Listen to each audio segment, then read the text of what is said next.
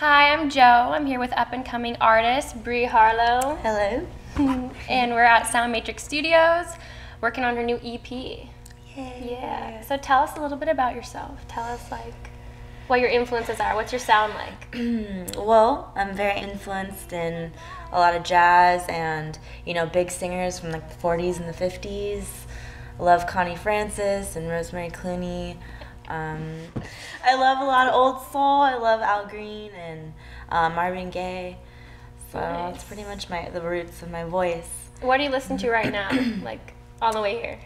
Actually, on the way here, I was listening to Crystal Castles, and Nice. I really like a lot of underground hip hop, The Grouch, Living Legends, and can't get sick of Iggy Pop. I love his lyrical styling. So tell me a little bit about your new EP coming out. It's going to be released through Archstone Productions, and I'm really excited about a couple things. I'm working with a lot of really talented musicians on it, and Frank Agnew being one of them from Adolescence and TSOL, and so he has a really rad background, and he's a very well-rounded musician, really down to earth, really easy to work with, and so I'm really excited about that. He's going to be featured on the cover song on my EP, Paint It Black by the Stones. And so he gets to really show off and shine with his guitar playing. And I did some collaboration with my dad. He writes this First Love and beautiful. We've collaborated on melodies, and so that's been really cool to kind of get his creative juices flowing with it, and it's been really fun. Tell me a little bit about your writing process. How do you begin to write a song, and where does it go from there?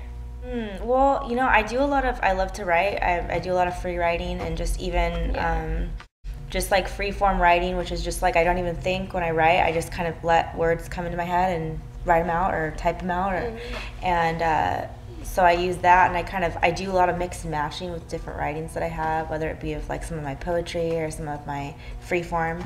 And then, a lot of the times, when I just read through my writings, I kind of get just a melody that I feel works with the lyrics, because I feel a lot of lyrics, they have a certain tone and a certain mood, and I see a lot of color in music, so it kind of grows from there. I'm not very trained with theory and all that as well, so that's where my dad comes in and kind of helps structure songs that are a little bit more appealing to the ear and not so free and avant-garde, I like to keep that in there a little bit, but he's been kind of helping me with structuring and all that, which is always good to learn, and good to know. Yeah, that's awesome. That's cool that you get to work with your dad. Yeah, work with it's been really cool. Family. Yeah. So what artist would you love to work with, ultimately? Ultimately, well, ones that have passed,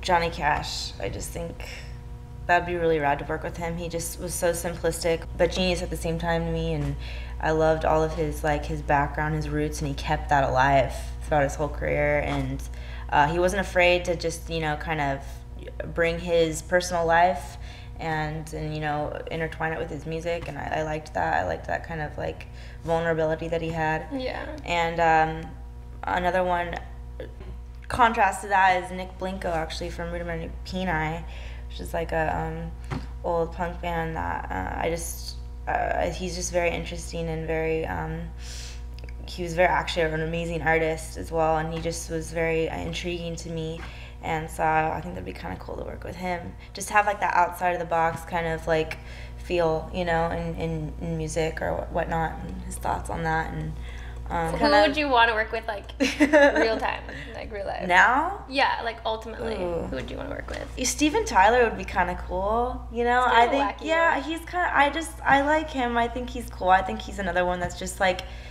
he's always himself no matter what he does. Even American Idol, he's always just kind of true to himself. And he's kind of a crazy one. I don't even know why they let him on that show. Yeah, but it kind of, at least it brings a little bit of interesting things to that show, I think. Yeah. And then I also just love his raw voice. I want to just know his secret for that.